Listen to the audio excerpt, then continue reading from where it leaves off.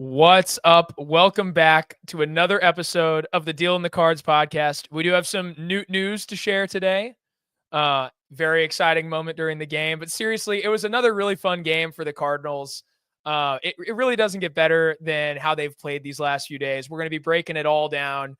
It's just been a ton of fun. But anyway, we're down Josh today, unfortunately.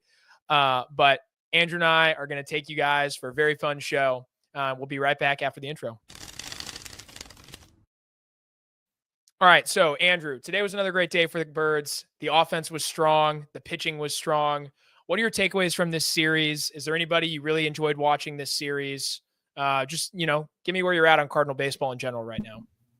Yeah, I mean, the offense has looked pretty strong. Obviously got shut out yesterday, which is not ideal, but just like really good at bats against Framber, Valdez yesterday or in game one, and then today. It was a little bit hit or miss against Blanco, but then eventually strung together a couple of base runners, and Lars Nootbaar hits one out, which is good to see. He and Donovan have been two of the best hitters, not just on the team, but in all of baseball. Donovan leads in a lot of offensive categories, including hits, batting average. Lars Nootbaar is drawing walks at an elite rate. He's seeing the ball extremely well, and when he does put the ball in play, he makes it fly like he did today. Nootbaar has an 885 OPS. Donovan has a 965 OPS. Two guys that just are at the top of the order doing a lot of damage for you. And that's something that I'm really looking forward to see more of this season and in the future. And one thing I kind of wanted to take note of is just the pitching has been really good, right? They gave up, what was it?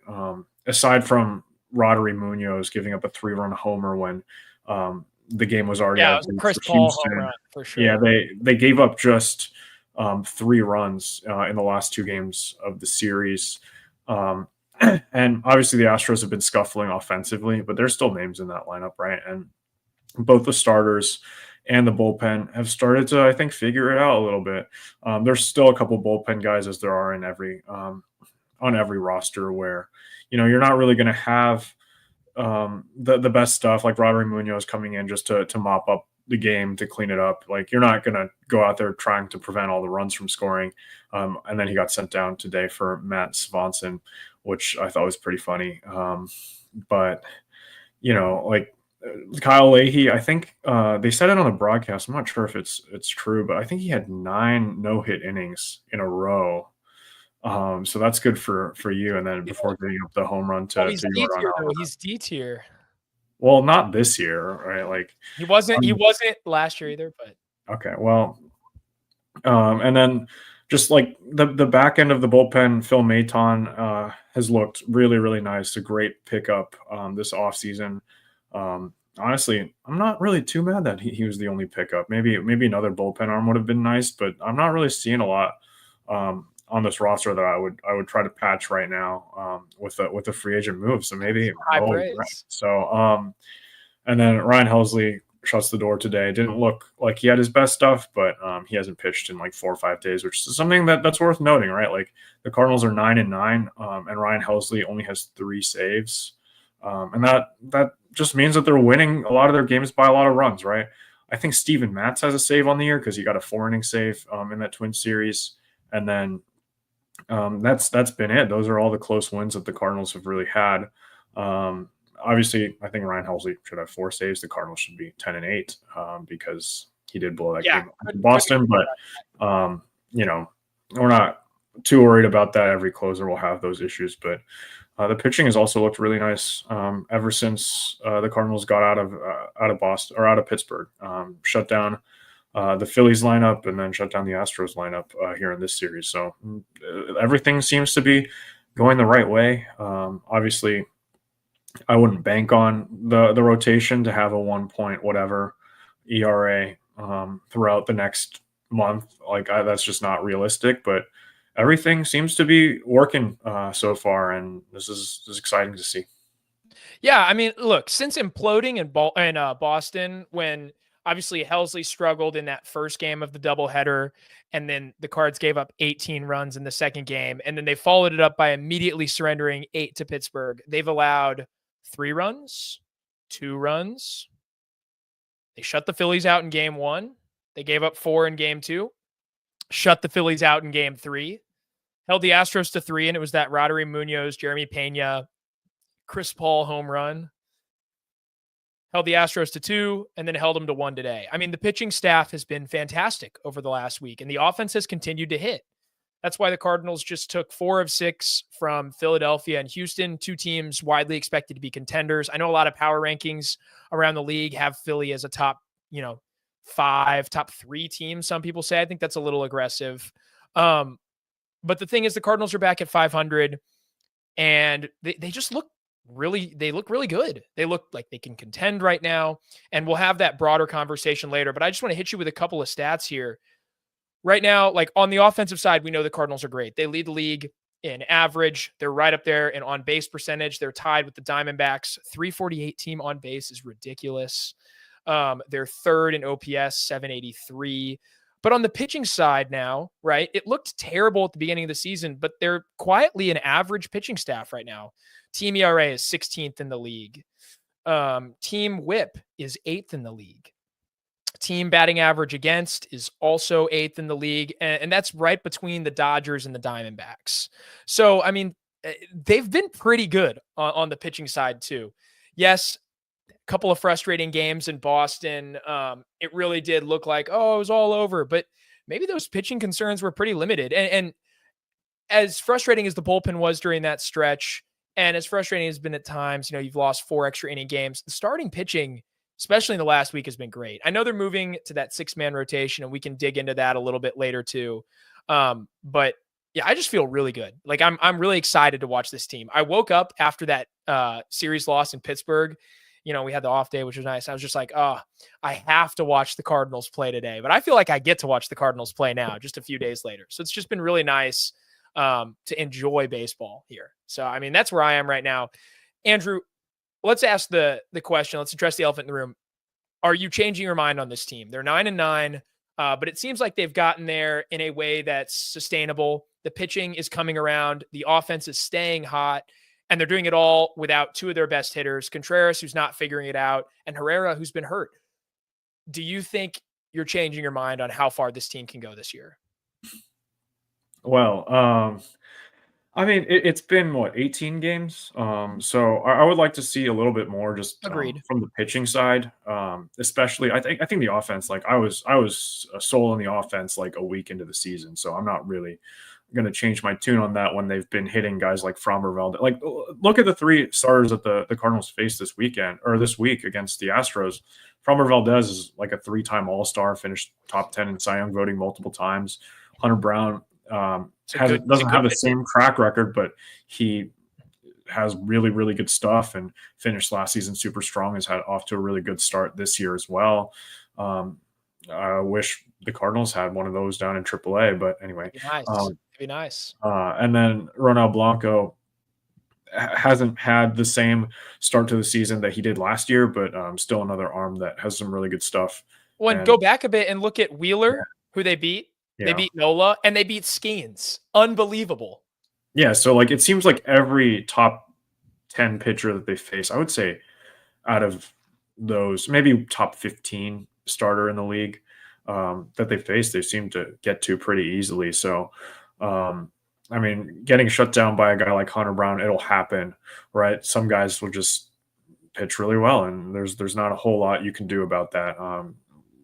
They faced 6 straight starters that I think all have really, really good stuff. Probably all have some sort of all-star potential, or like if healthy would be in Cy Young consideration. Like those 6 guys are all really, really good. I think every single one of them except for Blanco has been an all-star. Maybe Hunter Brown hasn't as well, but I'm sure he will be eventually. Potential. Didn't they face Keller and Skeens back to back? Yeah, they also faced Keller and Skeens. Yeah, that's 8. That's 8 consecutive, really solid pitchers. Yeah. And they're 5-3 in that stretch. Yeah, and then they'll face Kyle Hendricks and not score, but that's okay. Good thing he's an Angel. Only had to play him once this year until he gets traded to somebody in the division. Yeah. No, the Angels, April Angels might be really good.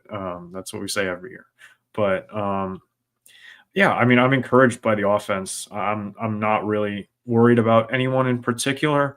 I would like to see Nolan Gorman start to get more at bats instead of Alec Burleson in that DH spot. Burleson's off to a slow start, which I'm not too worried about. I feel like he could get back up to league average at some point throughout the season, but I just want to see the upside that Nolan Gorman has, right? And he's taking at bats that look a lot more competitive than he did last year when he was just one of the worst strikeout bats in baseball history, right? Like, seems like he's gotten the approach figured out. He just hasn't. I think as of yesterday, he had like 15 or 16 at bats throughout the entire season, and part of that is because he was on the IL for so long. But I would like to see Gorman at least DH on days where he's not playing second base. I know with Mason Winnout, Donovan has been playing a lot of shortstop, and Gorman at second base.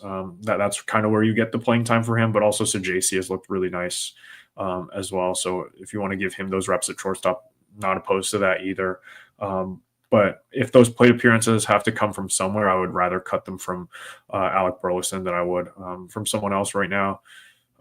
There's nothing against Alec Burleson. I think he's a solid player and a weapon off the bench if you need him to be. But Nolan Gorman has the capability to be a really, really powerful bat in your lineup, and at second base, that's really valuable. And I've been saying it forever. And now that he's healthy, I would like to see him in the lineup every single day. I don't really care if they're facing a lefty or a righty.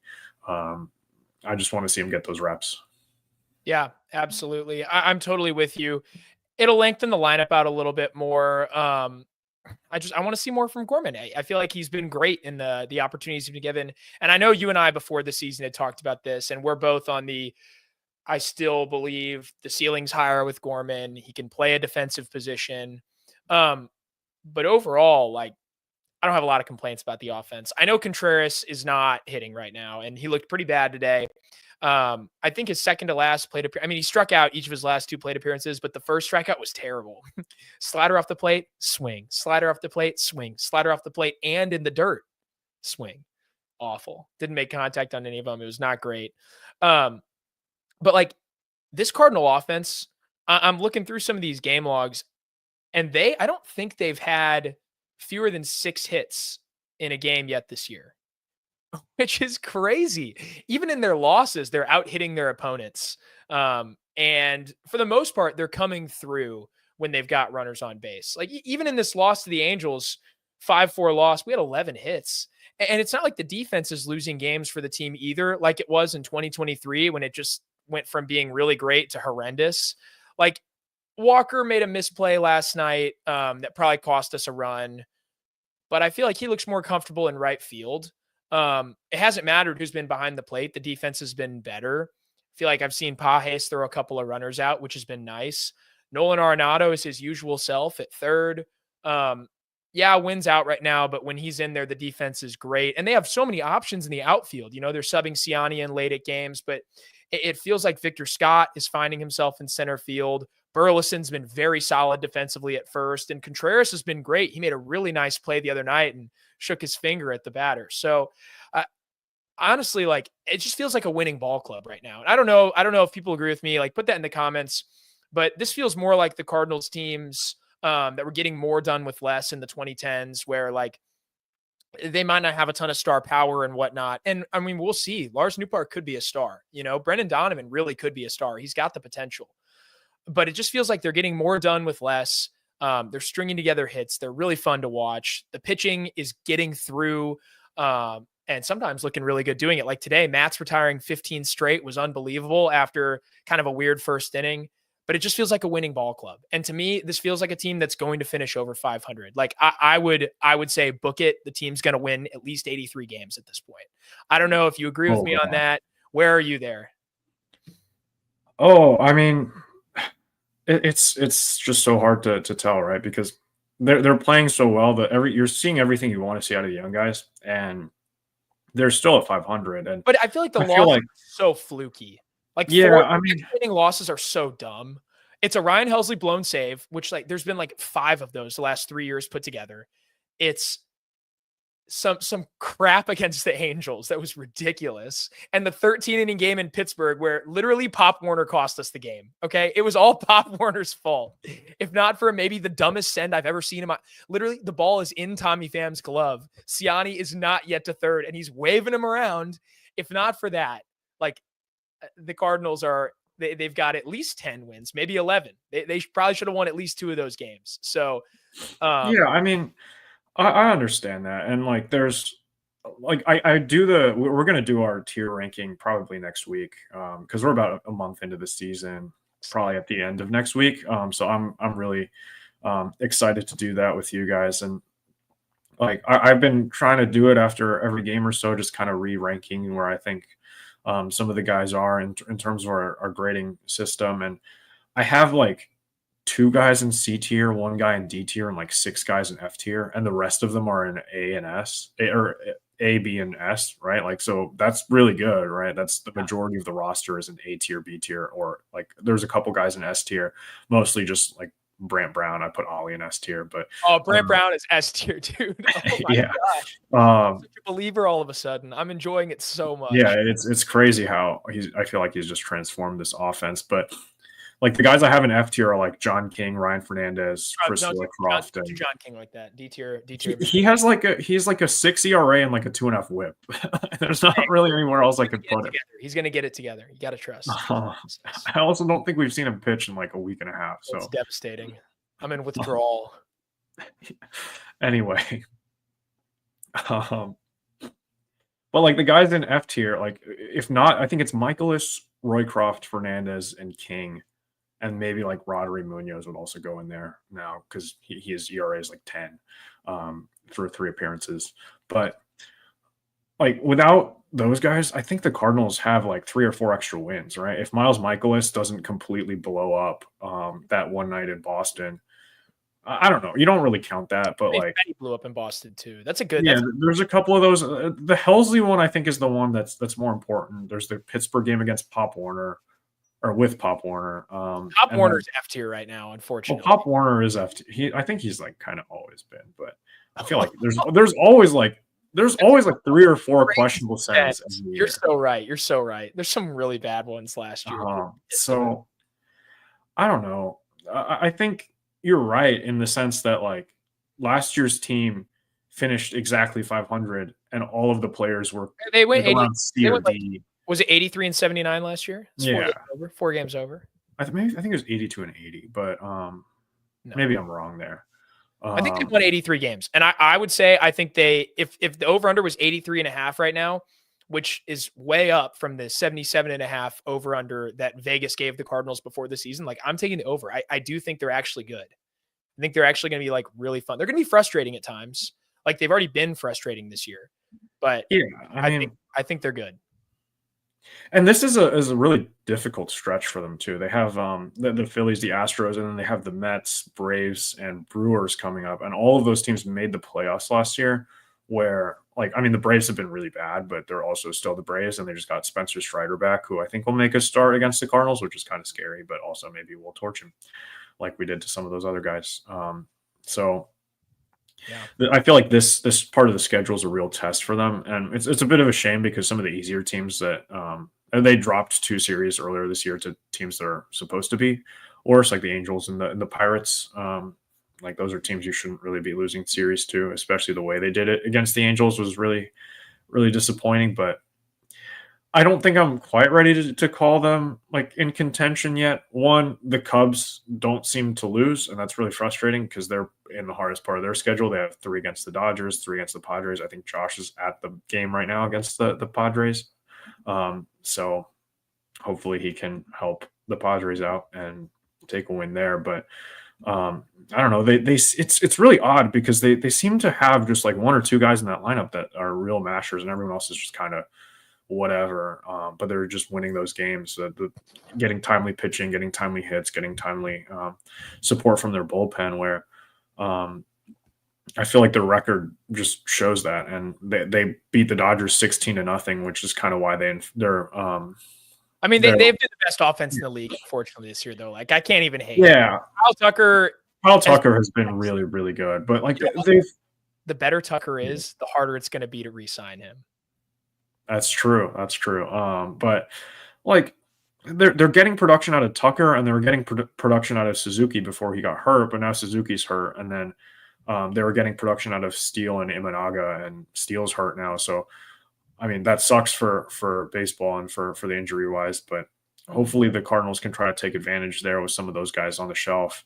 But it still seems like they have no trouble winning games that way, which that's the one thing I'm really looking at, because this was supposed to be a really weak division, and the Cubs seem to be on everyone's radar. And Kyle Tucker's been really good, and hopefully, that pitching staff, which doesn't have a lot of names in it, can start to show some cracks. Right there, other than Imanaga, right now it's like Jamison Tyone, Matthew Boyd, Colin Ray. Colin Ray is just always on some NL Central team playing way above his metrics. It's really annoying, but It's really obnoxious.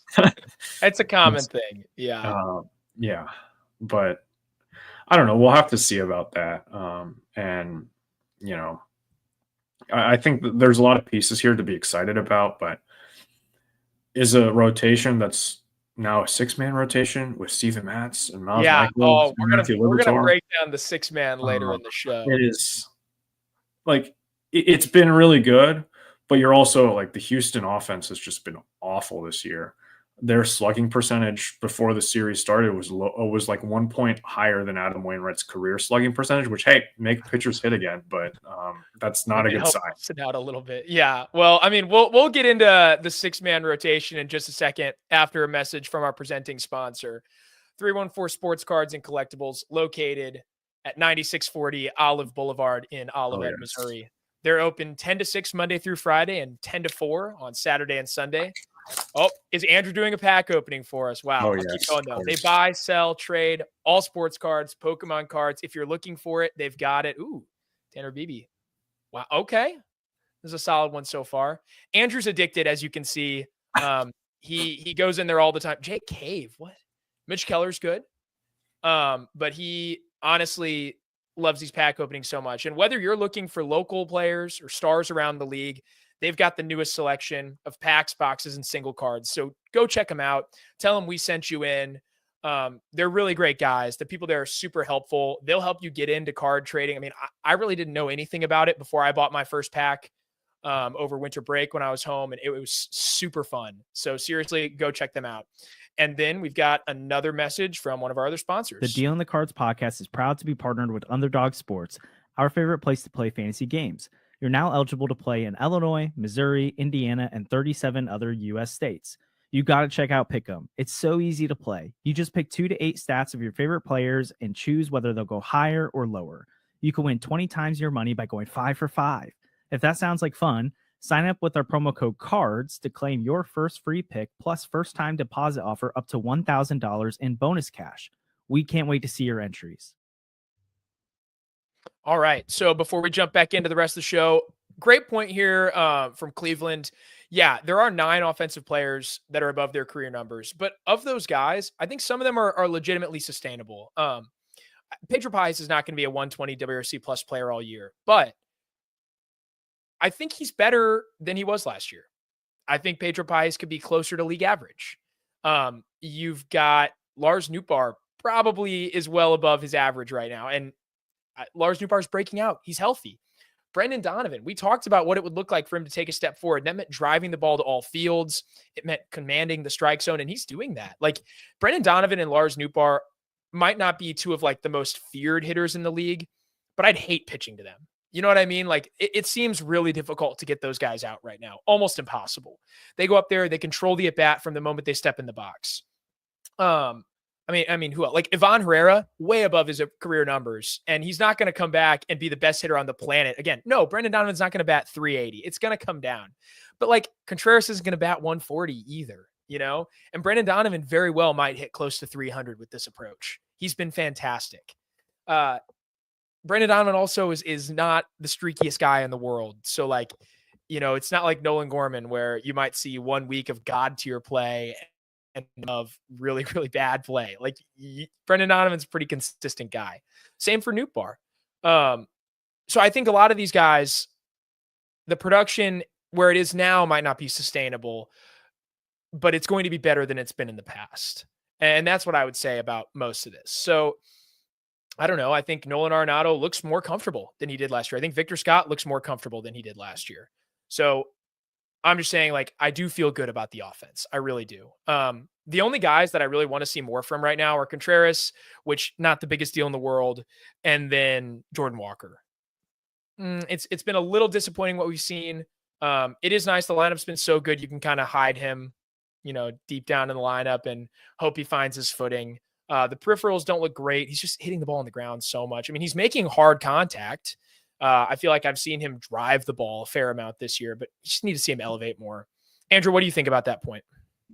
Yeah, Just I the whole mean, thing about the offense. like there's obviously I don't think Brendan Donovan is going to hit 380 and what is it? He's on pace to right now have more hits than Rogers Hornsby and break the record for the Cardinals single season. I don't think that's going to happen. He's so awesome. Could you but it would be imagine? really great if it did. I don't think anyone's hit 380 in a while. But you're right. He's not streaky. His down weeks will be like batting 250 for a little bit, like 220.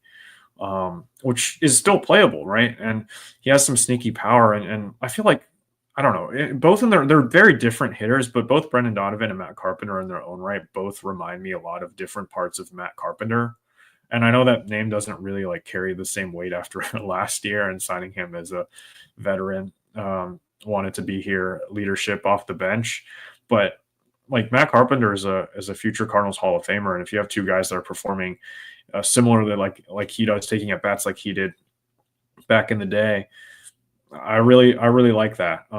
And like Lars Nootbaar has the plate discipline aspect of it, and Brendan Donovan has the just foul pitches off and get on base aspect of Matt Carpenter that we've gotten to know over the last few years, and that's really valuable for a team to have just one of those guys, and you have both of them, and there's a reason those two guys are coveted in trades, and why like the Blue Jays or the Yankees were trying to go after them over the last couple off seasons. Like those guys have real talent there, and with Jordan Walker, it's frustrating, sure, that he's not like turning into the superstar Jordan Walker kind of player that we expect him to be in like 2023 or whatever, but compared to last season, his at-bats have been more competitive. Agreed. He's laying off those sliders in the dirt. He's drawing walks. So he's not like helpless. And the defense is playable, right? It's not a lot better. Anymore, it's a lot better. And he had that one sliding catch the other day that was just really, really good. I think it's the most distance covered by an outfielder to make a catch this season, which is really encouraging to see. And I think he's a positive outs above average guy. He's a positive fielder, not by a lot, but it's like he's turning into an average right fielder, which is all we really wanted him to be.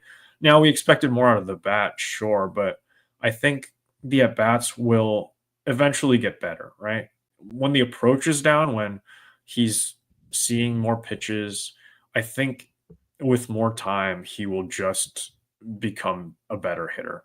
And that takes some patience. Thanks, Mo. But I'm willing to give that to him because that's what this year is about.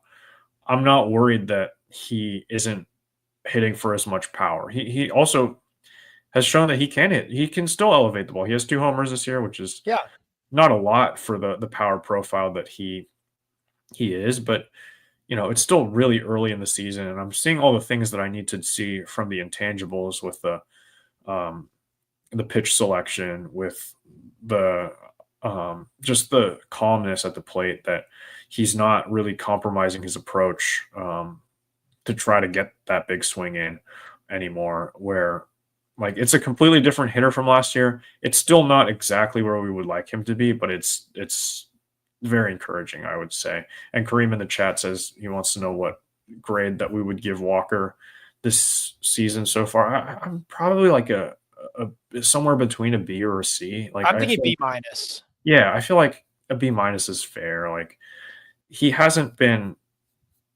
a liability in the field, and he hasn't really been a liability at the plate. I feel like he's been a very like average player, maybe slightly below average on the offensive side. I think makes sense. So I'm not too worried about it, but that's what this year is for, to let him grow. And you saw last year with some of these guys like a Victor Scott, like he wasn't a good hitter last year, right? And he needed more time, and he got that time this spring, and now he's a very capable hitter with dangerous speed that, he was throwing off Blanco today. Like, the catcher had to go up and calm him down right after Scott got on base, just because that's just another thing for the pitcher to worry about. And I think we've seen it. You give the guys reps, like Mason Wynn last year too. So he leads MLB in right field outs above average. He only has one out above average. I'm looking this up. There's no way he has one out above average. That might be leading. It'll be really funny. I guess. But that's hilarious. Yeah, I think I agree with you though. I'm in the B- C+ range. Like, yeah, at the plate it hasn't been great, but the defense is definitely better. I mean, he's got the best arm in right field in the league so far. 73rd percentile, now it's above average among outfielders with 1. Arm value is 27, but arm strength is 100. So you love to see that.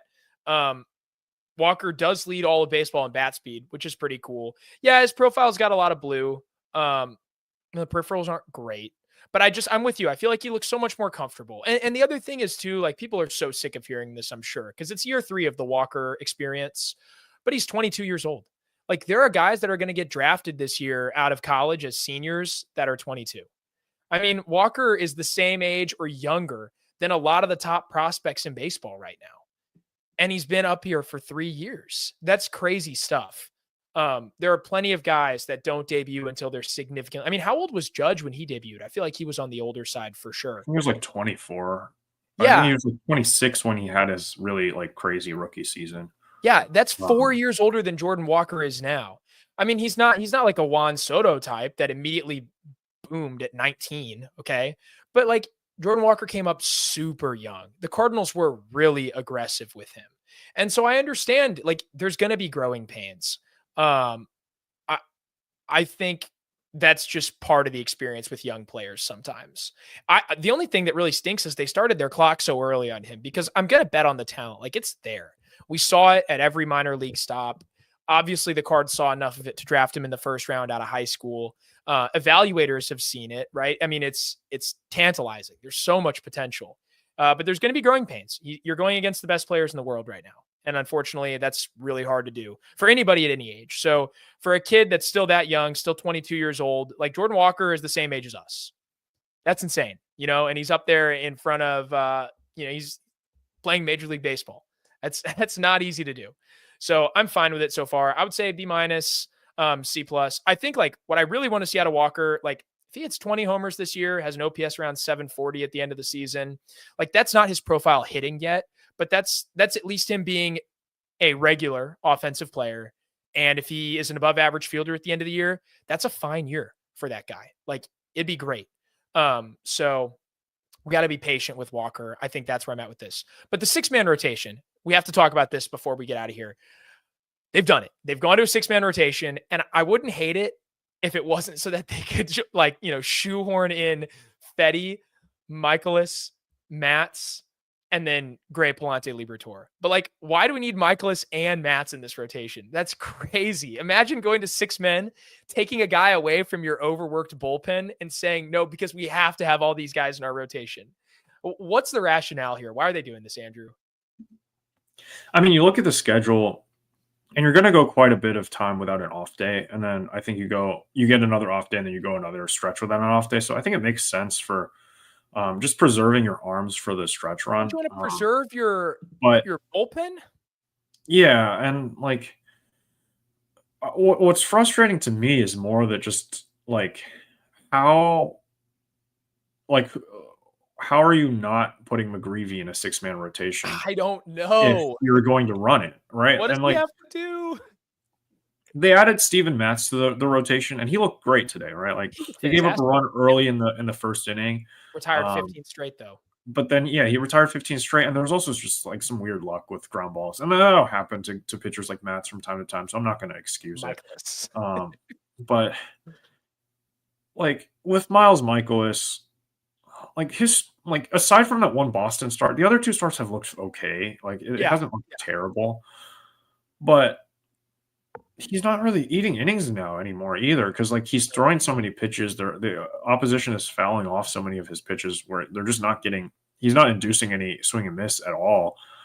where he's not even able to get into like a 6th or 7th inning role, which is what he was supposed to be at the very least last season. Like at the very least last season, he gave up 3 runs, give you 6 innings, and that's serviceable, right? Like that's a good Michaelis start. Now a good Michaelis start is like you give up 2 runs and you only go 5 innings. And it's like that's a lot less valuable when you're not getting that many innings out. Probably 4 relievers a night. Yeah. And if you're going to go to the 6-man and you're going to need to use 4 relievers some of the time, that's really hard on your bullpen. Yeah. So like I don't know why you're doing that with Miles Michaelis and not McGreevy. Like you could move Michaelis. I mean, I know the Michaelis to the pen thing is like it would probably go terribly, but there's a world where like you just throw him into the and in the Katie Wu interview with Michaelis this morning that dropped, he did say he's not really focused on eating innings anymore, which is like that's the whole reason you're on this team, isn't it? Like, as an innings eating enjoyer, that disheartens me. It's not the whole point of his like roster spot. I mean, the whole point of his roster spot is they paid him, so he has to be on the roster. Well, obviously, which is sunk a cost different fallacy. story. But I don't know. We'll see how it plays out throughout the next couple of days. Like it was fine today. You threw Mats for 5, Fernandez to Leahy to not Fernandez to Maton to Helsley. That's good, right? Like that's a good recipe to win a game. I think Fernandez is the only guy out there that would be like, I don't know, but with a 3-run lead, that's fine. You go to Fernandez, that's okay. And he got through. You know, he was fine today. Scored yeah. And then you'll just take a look and see what your rotation can give you. Palante gave you 7 scoreless last time. Liberatore gave you 6 scoreless. The Mets have been pretty good to start the season, but you see what you can do against them on the pitching side. And the Memphis shuttle, we've already seen it start to roll. You got Munoz for a couple of days in a row. I think he gave you 3 innings combined over the last 2 days, and then you option him to Memphis, bring up Swanson, which excited to see him get a chance. I personally would have gone with Riley O'Brien, but I don't hate the Swanson call at all. It's fine. I don't like the Riley O'Brien erasure though. Okay, come on, Cards. Riley O'Brien, I mean, I would like to have seen a little bit more movement with the Memphis shuttle, but there's also the rules now with the 10. I think you have to go 10 days without before you bring a guy back up. So I understand why they're not necessarily doing it, maybe saving that more towards the end of this. But I wouldn't be surprised if we see 1 or 2 roster moves the next like 5 or 6 games. Just for bullpen guys, you can bring up Riley O'Brien. You can bring up, is it Ludus? Is that the only other arm that's on your 40-man that you could really bring up? Why is he on the 40-man? Man. Anyway,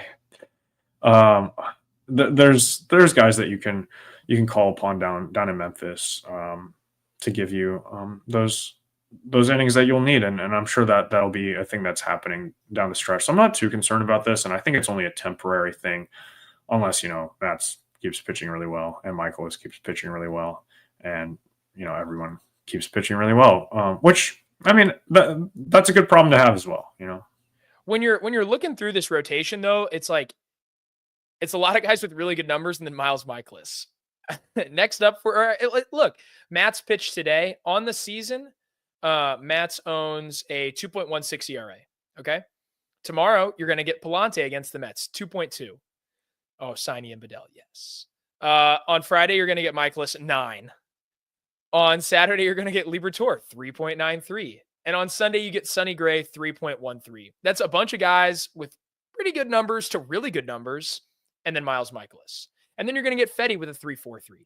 Like another guy with solid numbers, a little bit of bad luck this year, a blow-up start in Boston, but outside of that, he's honestly been spectacular. And Miles Michaelis is in there. As the resident Miles Michaelis defender, I'm getting to the point where I'm like, we don't need him on the team anymore. And yeah, let's quote that from Andrew, actually. That's good stuff. I know the Cardinals want him because they're like, oh, if there's injuries, but you got Michael McGreevy, and clearly they're willing to use Mats as a starter. They just did.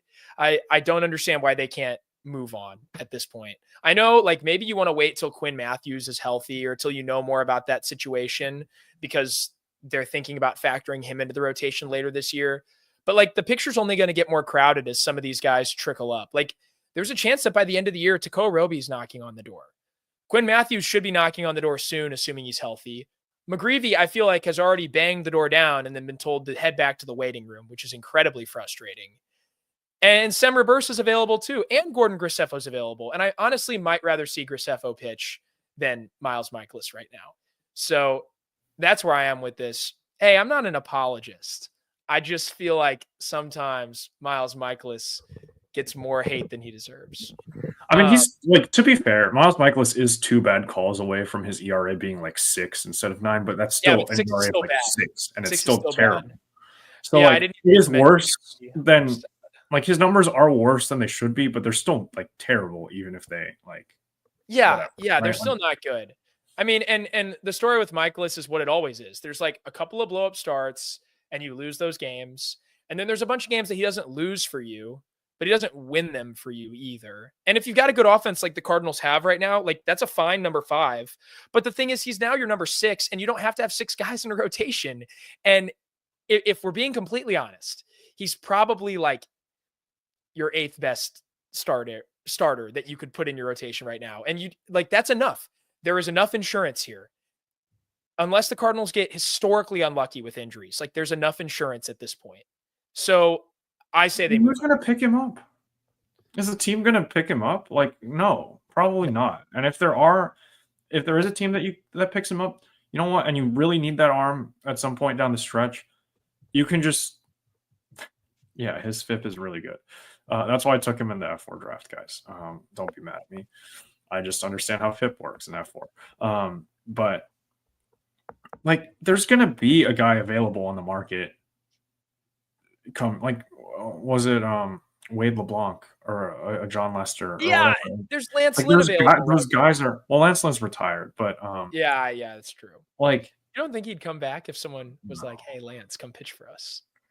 No, he almost had a deal with the Cubs as a reliever though, which was pretty funny. But yeah, I mean, you'll be able to find some guy though. They've done it in the past. They've done it in the past, and at this point too.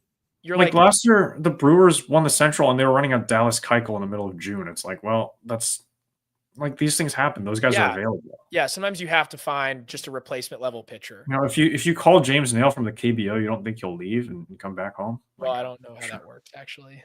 I think you can. That's where Dallas Keuchel came from, I think. You probably have to pay some kind of buyout or something. Yeah, but like, whatever. But yeah, I mean, you could do that. You could make that work. Yeah, I mean, there's just I really don't get it. Like you could make it work if you wanted. And you're right. There are going to be guys available. You can make a trade. Like, you're not allowed to make trades in June. It's possible. Also, at this point, we're already 20 games into the season. We're like 75 games from the deadline. That's 15 turns through the rotation. You can put together 15 starts from different guys giving auditions in place of Miles Mikolas. And honestly, if we're doing this whole 6-man thing, it's more like 12 starts for Mikolas. And then at the deadline, if you really need it, you can add a pitcher. You know, I don't know. I feel like the team is not actually benefiting from Mikolas anymore enough. The innings eaten are not enough. The game lost was bad, and I'm ready to move on. So I'm here at this sad stage of being ready to part with Miles Mikolas, a guy who I really have enjoyed a lot as a Cardinal, and someone I've defended many a time. But unfortunately, he's gotten older, and Father Time is undefeated, and it's time to move on. So that's where I'm at with this. I don't get the 6-man rotation though. Also, just like not even talking about Mikolas, just in a vacuum. I think it's dumb because you've got a bullpen that's already overworked. And if the 6-man rotation existed to like get Quinn Matthews in or to get McGreevy in and have, you know, an extra young arm, then I would at least understand it. But the fact that it exists just to like force old guys into your rotation that really don't need to be on the team and don't have anything to prove and aren't going to be here next year, I don't understand. I really don't get it. Yeah, I mean, I don't really know what to say about that. Yeah, McGreevy should be one of the 6 guys, and I'm totally fine with that if he is. If it was, well, that I don't know. Matz has been fine. Matz is fine. The main issue with Matz is that he's normally just terrible in April, and then he gets hurt. And then he's really good when he comes back, and then he gets hurt again, and then he's really good in the bullpen in September. Yeah, so whatever. Like, it's fine. If he keeps pitching like this, I have no problem with him being in the rotation, right? Yeah. So you have Matt, Steady, Bray. Yeah, I mean, your three old guys are Matz, Fetty, and Gray, which is fine. Like I'm fine throwing all three of those guys out there. And then your young guys, if they're Liberatore, Palante, and McGreevy, that's a great 6-man rotation. I'm fine with that. That's fine. Would I rather Matz be in the bullpen? Maybe, but I mean, No, like, Rally that would be Squirrel. totally fine. You missed Andrew glazing Michaelis. I did not glaze him. You did. You What did. did I say? Let's scroll back, please. Well, I said if Michaelis pitches really well, it would be bad. No, you said keeps pitching really well.